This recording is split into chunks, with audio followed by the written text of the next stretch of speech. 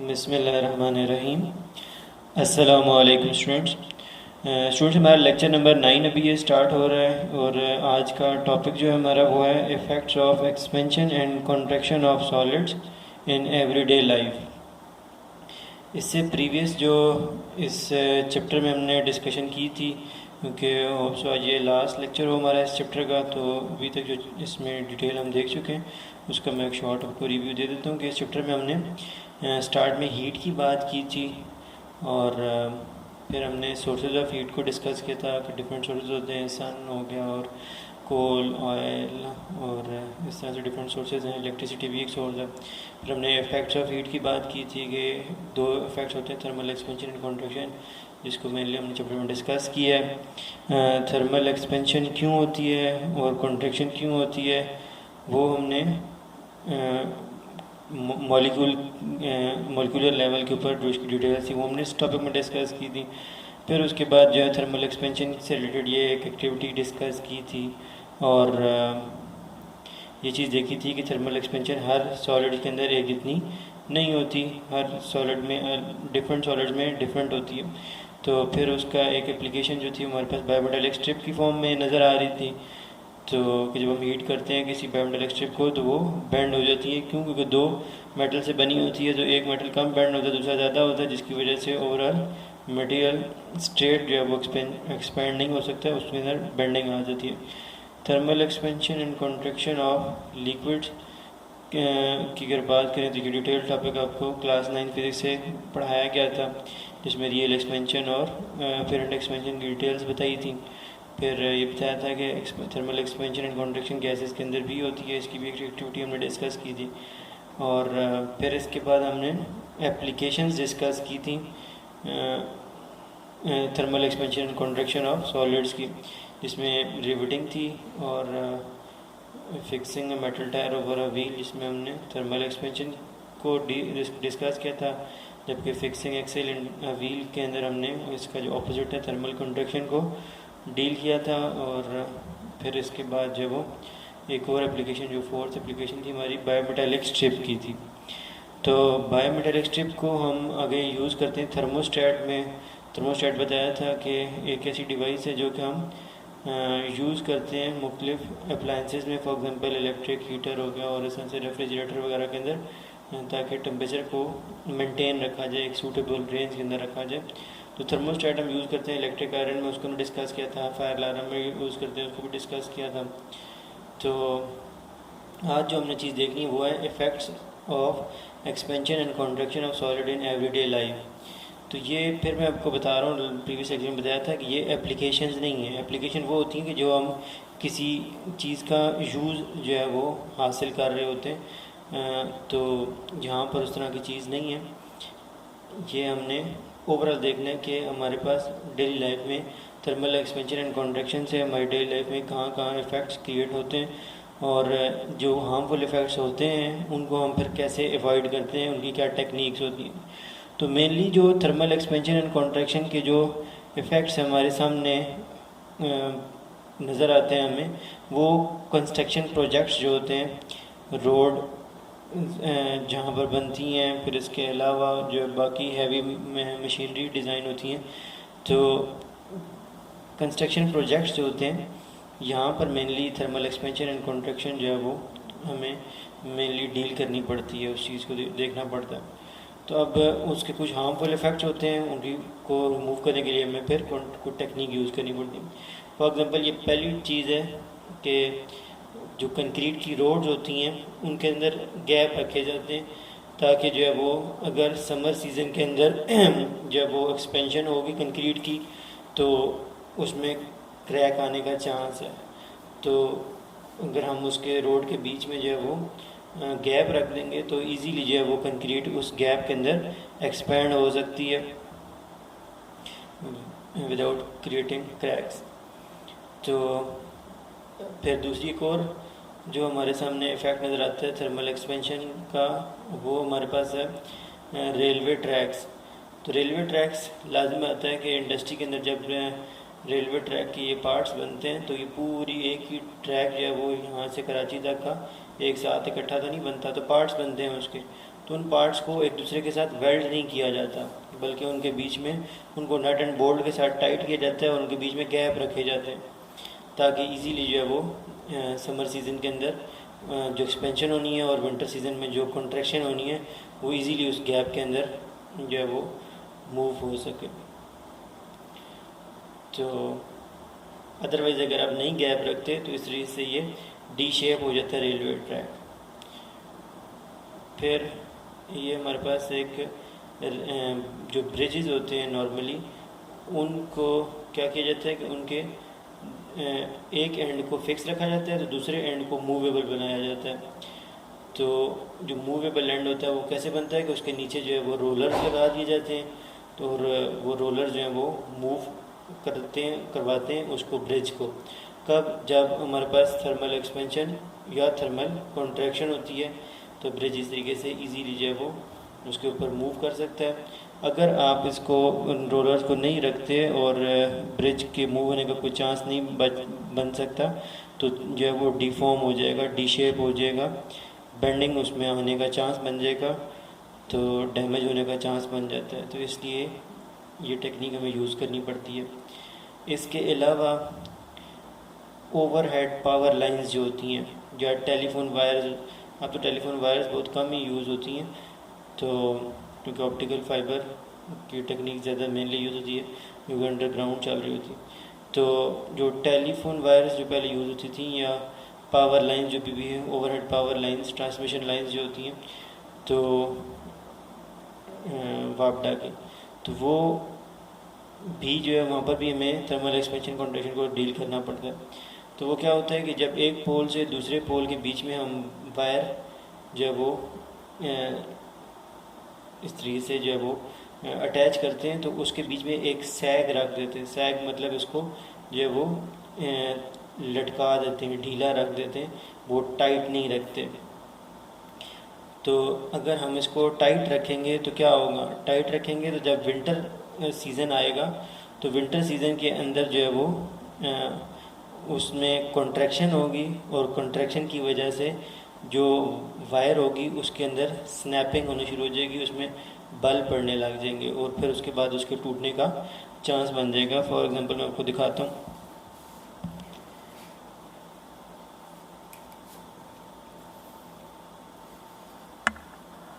ये इस तरीके से वो वायर जो है ना जब कॉन्ट्रैक्शन होगी तो इस तरीके से उसके अंदर यूँ स्नैपिंग स्टार्ट हो जाती है, जिसकी वजह से अगर स्नैपिंग ज़्यादा होगी तो वायर के टूटने का चांस बन जाता है। तो इस तरीके से ज़्यादा स्नैपिंग जब विंटर में अगर हो तो वायर जो है वो ब्रेक होने का चांस बन जाता है। तो इस स्नैपिंग को अवॉइड करने के लिए जो है वो उसके बीच में ऑलरेडी एक सैग रख दिया जाता है, उसको जो है वो लटका दिया जाता है ताकि अगर कॉन्ट्रैक्शन हो तो वो यही होगा मेनली कि वो स्ट्रेट हो जाएगी, लेकिन स्नैपिंग का कोई चांस नहीं होगा।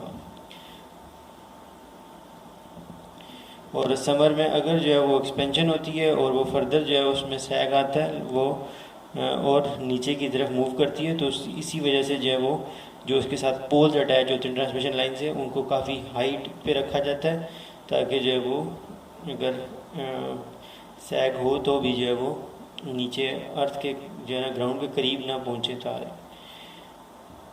अब इसी तरीके से जो पाइप्स होते हैं जिनके अंदर हॉट या कोल्ड वाटर मूव कर रहा होता है तो उनके बीच में भी इस तरीके से बेंड रख दिया जाता है, सिर्फ इस पर्पज़ के लिए कि अगर कॉन्ट्रैक्शन या एक्सपेंशन होती है तो वो उस बेंड को ही यूज़ करके इजीली जो है वो एक्सपेंड हो सके पाइप और कॉन्ट्रैक्ट भी हो सके।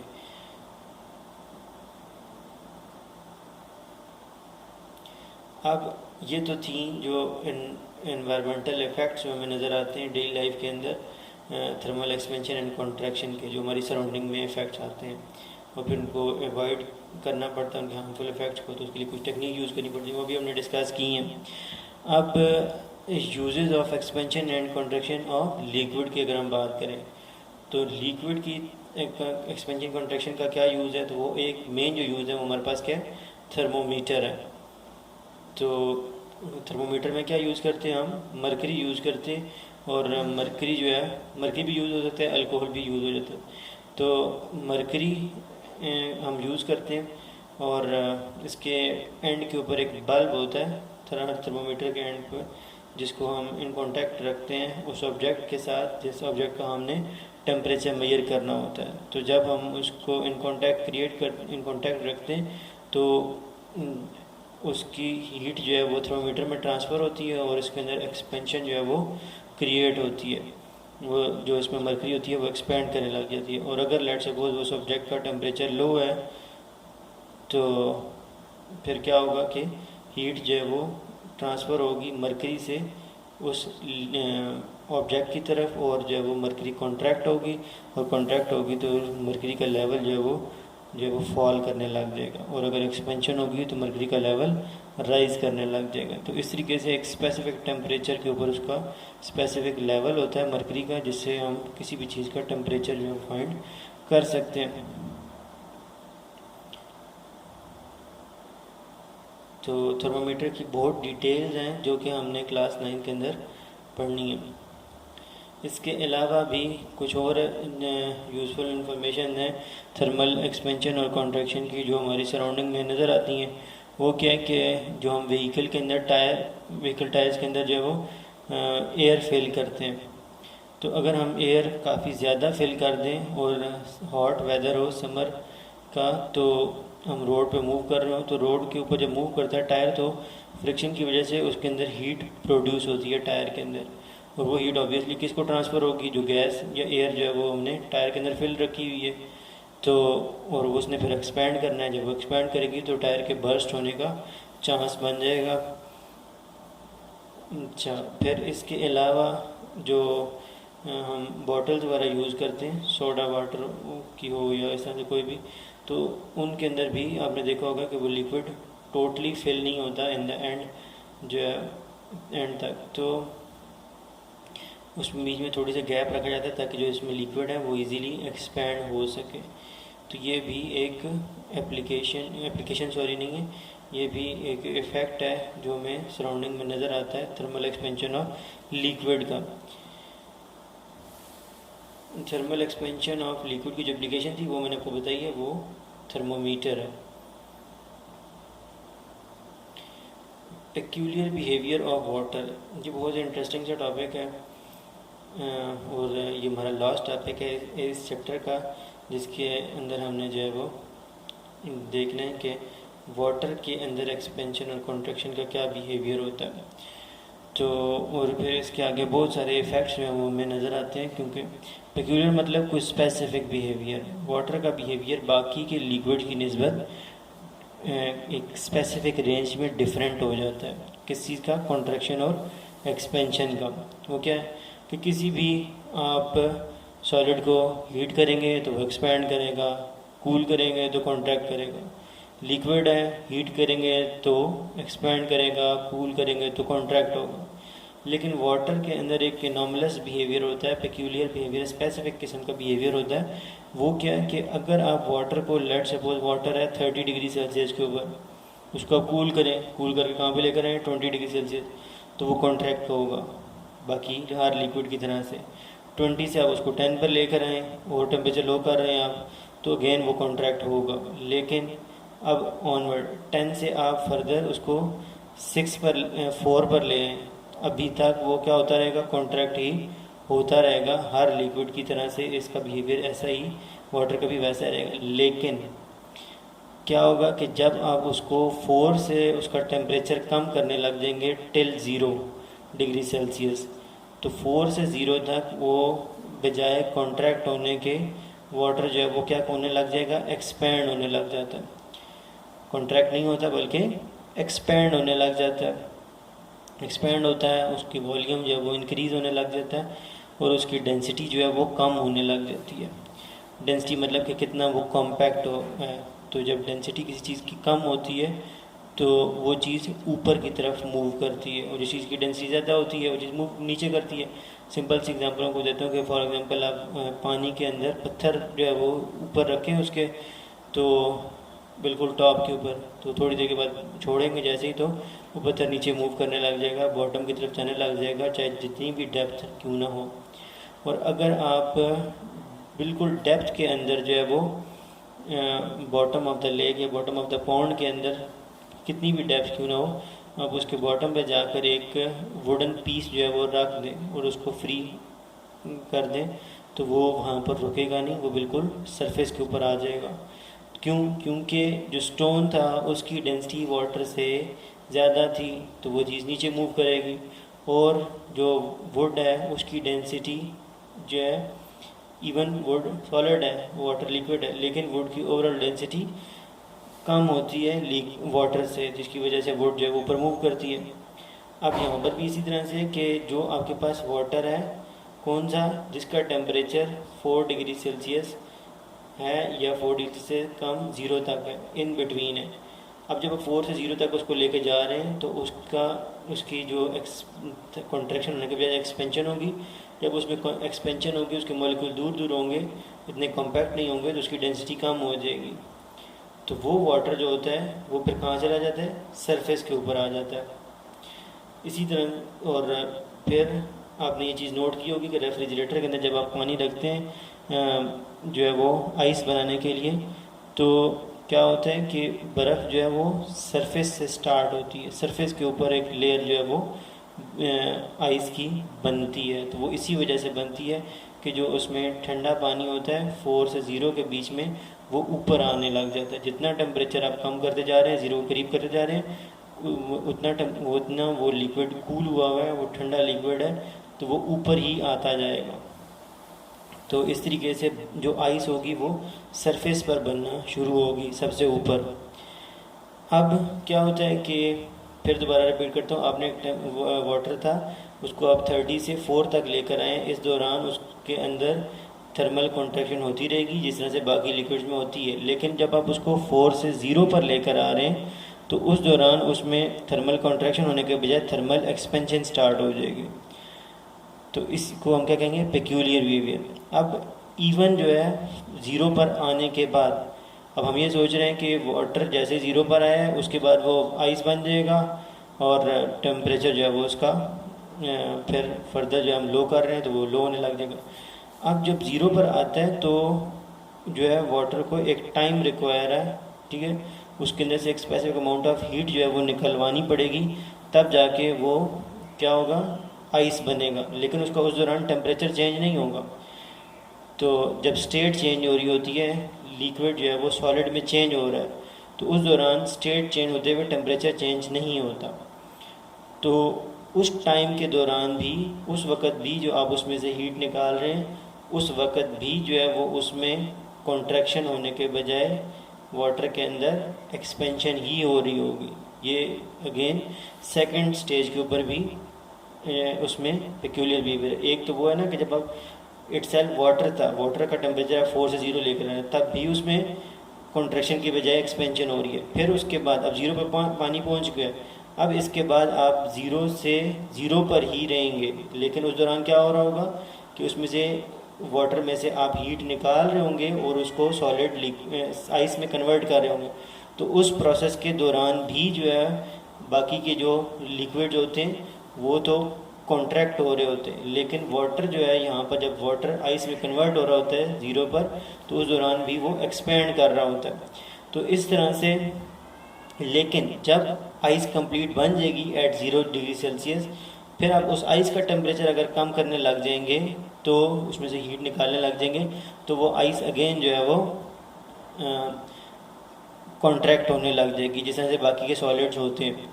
तो एक स्पेसिफिक स्टेज है जो 4 से 0 वाली है, और फिर 0 से 0 जब वाटर आइस में कन्वर्ट हो रहा है, तो उस प्रोसेस के दौरान इन दोनों जगहों पर जो है वो पेक्यूलियर बिहेवियर नज़र आता है कि वाटर जो जिसको कॉन्ट्रैक्ट होना था वो कॉन्ट्रैक्ट नहीं होता बल्कि एक्सपैंड होता है, और उसकी डेंसिटी कम होती है और वो वाटर सरफेस के ऊपर आ जाता है।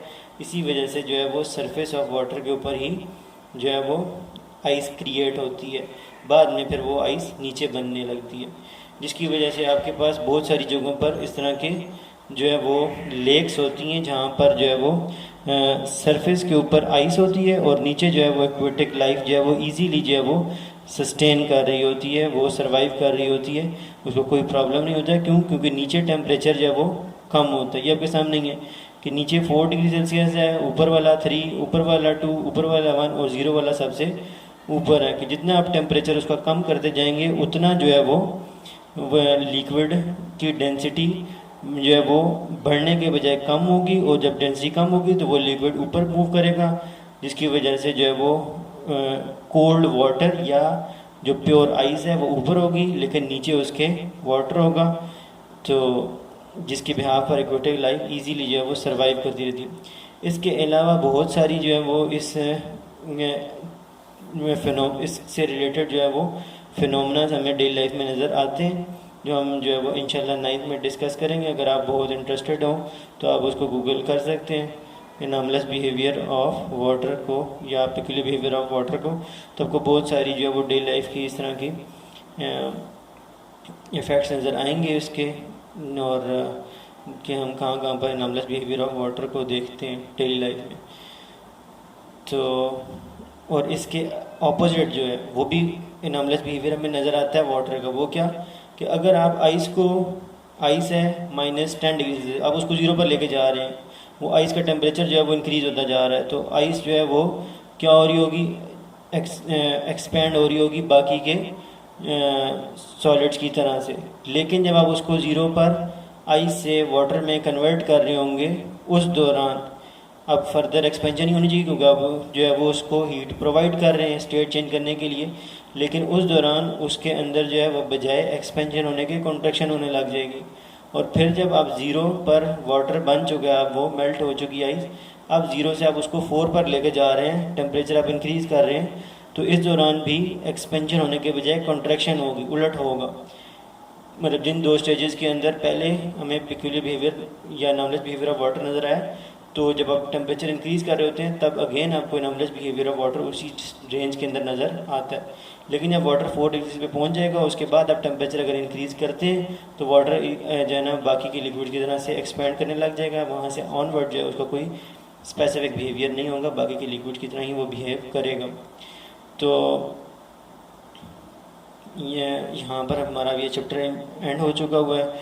अभी आप इसकी एक्सरसाइज को जो है वो इसको सॉल्व करें। जो चीज़ें आपको इसके अंदर इश्यूज़ हों चैप्टर के अंदर, एक्सरसाइज के अंदर कोई कन्फ्यूजन हो, कोई क्वेश्चन हो, आप उसको नोट डाउन करें और उसको जो है वो अपने साथ जब कॉलेज आएँ तो अपने साथ उन चीज़ों को लेकर आएँ। इंशाल्लाह उन सब चीज़ों का आंसर किया जाएगा। अभी के लिए अल्लाह हाफ़िज़।